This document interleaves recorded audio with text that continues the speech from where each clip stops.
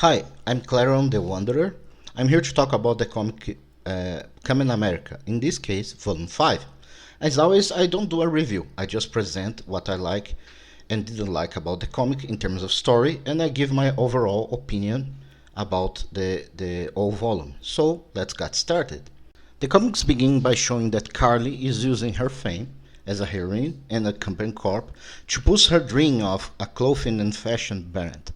I like that. Her creating her own brand, creating her own empire, her own business, connected to her hero persona. It's good.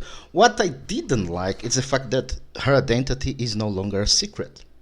Changing her hair color would be a great way to hide her civil identity, but that's no longer used. It's just a gimmick or a transformation effect. So, yeah, that's confusing in my opinion. Then it shows that Testosterone and Mammoth Gill are back. They are no longer working for Zelensky and his company. Uh, but they no longer have their uniforms because are properties of Zelensky. So they ask Carly to create new uniforms for them. I think that's a cool idea of Carly being like the lady from the movie Incredibles, where she's responsible for creating the heroes' uniforms. Another thing, the Polyradex, I think that's how they name it.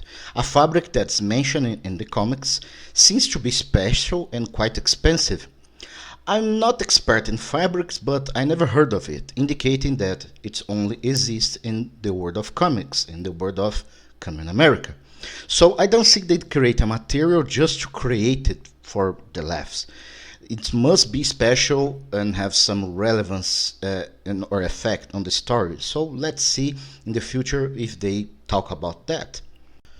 Now we have Carly doing government work by capturing some minions who work for a supervillain. Although I find it interesting, I don't like the idea of Carly basically being a mercenary for the military or government. I think it's cooler when the heroes fight evil independently. I hope they don't focus too much on that. I hate when heroes are controlled by government agents.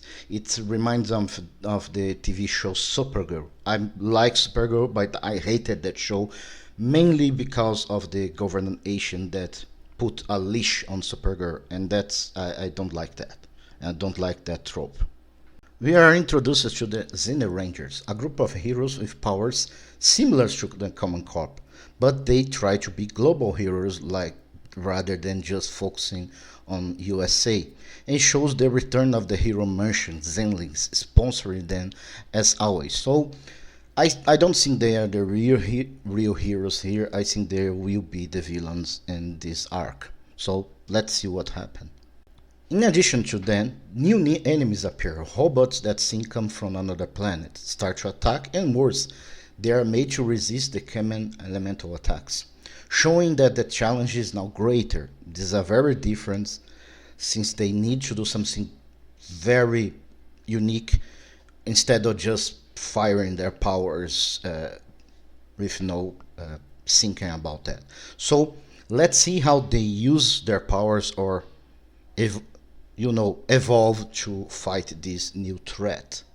It shows that Kimiko's powers use a different technique this time, evolving her powers in a situation of need. This is an anime trope that I like, and I like that because it was done right in the right time. So it shows that they need to evolve their powers to step uh,